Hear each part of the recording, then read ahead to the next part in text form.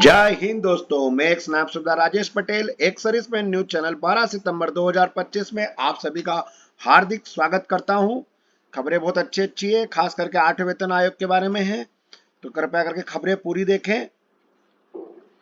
तो पहले खबर बताऊंगा हेडिंग, इसके बाद विस्तार से। पहली खबर है, नेपाल तनाव के बीच नेपाली सैनिकों को सेना का आदेश। सीआरपीएफ में राशन और एलपीजी सिलेंडर घोटाला, बड़े अफसर फंसे। 8 सीपीसी दिवाली से पहले आयोग में 6 सदस्य शामिल। एफएफ 1.92 सैलरी और पेंशन में मिनिमम 10,000 की बढ़ोतरी। डीएससी में पूर्व सैनिकों की भर्ती। सिपाही जीडी, सिपाही क्लर्क। संतरी की राइफल चोरी में अग्निवीर की गिरफ्तारी और राइफल बरामद, और पूर्व सैनिकों के लिए डीजीआर फेयर। अब खबर विस्तार से। नेपाल में अशांति के बीच भारतीय सेना ने नेपाली गोरखा सैनिकों की छुट्टी बढ़ाई है, यात्रा पर रोक लगा दी है।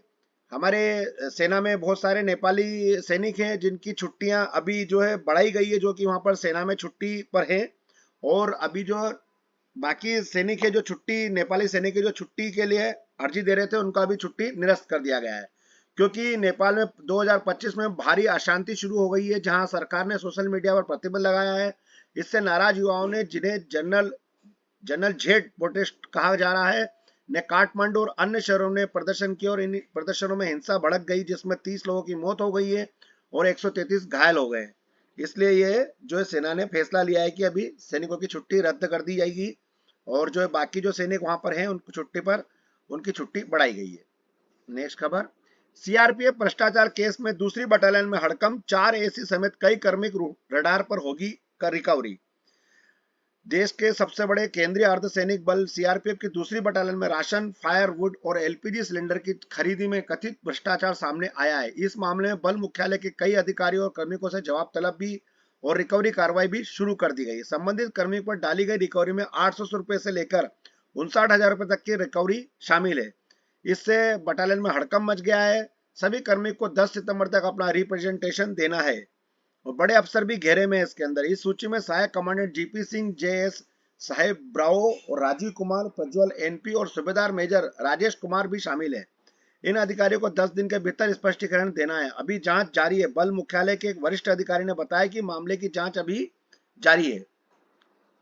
नेक्स्ट खबर है, बड़ी खुशखबरी है, केंद्रीय कर्मचारियों के लिए दिवाली तक हो सकता है 8वें वेतन आयोग का गठन। 8 महीने में आ सकती है सिफारिशें। सरकारी कर्मचारियों के चेहरे पर इस दिवाली मुस्कान भी बड़ी हो सकती है। वजह, 8वें वेतन आयोग की गूंज अब बेहद करीब सुनाई दे रही है। माना जा रहा है कि दिवाली 2025-2022 अक्टूबर तक इस गठन हो जाएगा और कामकाज तेजी से शुरू हो जाएगा। सबसे खास बात यह है कि इस सिफारिश को लटकाया नहीं जाएगा, बल्कि 8 महीने के भीतर रिपोर्ट तैयार कर ली जाएगी, यानी कर्मचारियों को ज्यादा इंतजार नहीं करना पड़ेगा।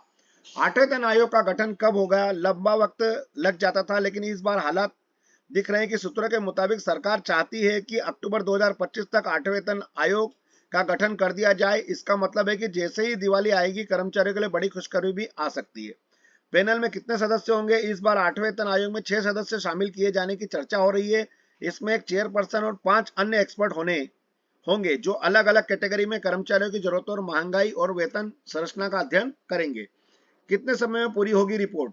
छठे और सातवें वेतन के पैटर्न के हिसाब से देखा जाए तो 15 से 18 महीने का वक्त लगता था, लेकिन इस बार सरकार का इरादा साफ है, केवल 8 महीने में सिफारिशें तैयार कर ली जाएगी। और इसका सीधा मतलब है कि 2026 आते ही कर्मचारियों के नए वेतन का फायदा मिलेगा। नेक्स्ट खबर, री एनवायरमेंट इनटू डीएससी में भर्ती है। बेंगलोर में यह भर्ती है 3 अक्टूबर तक, अपना 1 अक्टूबर से लेकर 3 अक्टूबर तक, और इसका रिपोर्टिंग टाइमिंग है 29 सितंबर 2025 को 1600 आवर्स पर।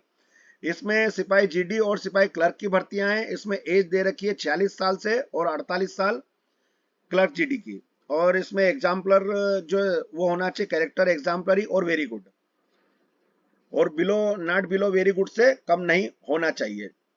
और इसके बाद में ये पनिशमेंट एक्ट अंडर 34, 35, 36, 37 और के अंतर्गत नहीं होना चाहिए। नो रेड एंट्री नहीं होना चाहिए। Medically category should be shape 1 होना चाहिए।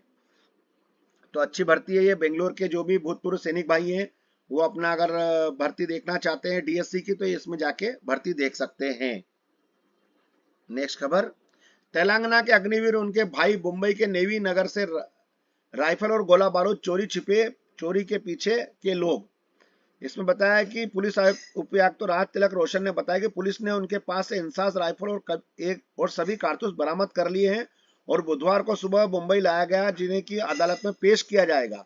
राकेश और उमेश शनिवार रात को सेंट्री ड्यूटी पर तैनात थे एवं एक नाविक को धोखा देने के बाद इंसास राइफल और 3 मैगजीन, जिनमें से एक खाली और 2 40 जिंदा कारतूस लेकर कथित तौर पर फरार हो गए थे। एक पुलिस अधिकारी ने बताया कि आरोपी ने अपना अपराध कबूल कर लिया है और पुलिस की एक टीम सड़क पर मार्ग से राइफल और कारतूस ला रही है। अधिकारियों ने कहा कि राकेश ने अपने उच्चतर माध्यमिक शिक्षा प्रत्येक स्थान पूरी की और 2023 में अग्निवीर के रूप में सशस्त्र बलों में शामिल किया गया। अग्निपथ योजना के तहत भर्ती किए गए सशस्त्र बलों के सदस्य है जो 4 साल के अल्पकालीन सेवा अवधि के लिए सरकारी के पहल पर भर्ती होते हैं। पुलिस ने बताया कि राकेश को 2024-25 तक मुंबई के नेवी नगर इलाके में तैनात किया गया था और वह मुख्य रूप से संतरी ड्यूटी करता था। अब बताइए आप, अग्निवीरों की हालत किस प्रकार से है कि वो जो अपनी सेना की इंसास राइफल लेके भाग रहे हैं। मतलब इनकी ट्रेनिंग कितनी कमजोर हो रही है कि जो कि अपने देश की सेवा मतलब सुरक्षा में ही सेंध लगाने का काम कर रहे हैं। इसलिए कई बार ये सवाल उठे हैं कि अग्निवीर जो योजना है बहुत खराब है ये, और कई युवाओं को इसके अंदर जो है ये गलत रास्ते पर ले जाने का कार्य करेगी आने वाले समय में। तो मेरी सरकार से गुजारिश है कि इस अग्निवीर योजना का कुछ ना कुछ मूल्यांकन किया जाए और इसको कम से कम नहीं करते तो 15 साल तो की जाए, ताकि क्या है कि जो जवान नौकरी करने के लिए आता है वो कम से कम 15 साल नौकरी करे तो उसका भरण पोषण हो जाए और उसके बाद में उसको कहीं दूसरी जगह पे नौकरी भी मिल जाएगी। अभी 4 साल में कुछ होता है नहीं, लेकिन फिर भी युवाओं को जो है इसके अंदर बरगला कर भर्ती तो कर ली है, लेकिन क्या इसके बाद में ये ऐसी हरकतें होगी। बाकी देखो अब सरकार का क्या विवेक विचार करती है अपने हिसाब से, लेकिन ये गलत चीजें हैं। नेक्स्ट खबर,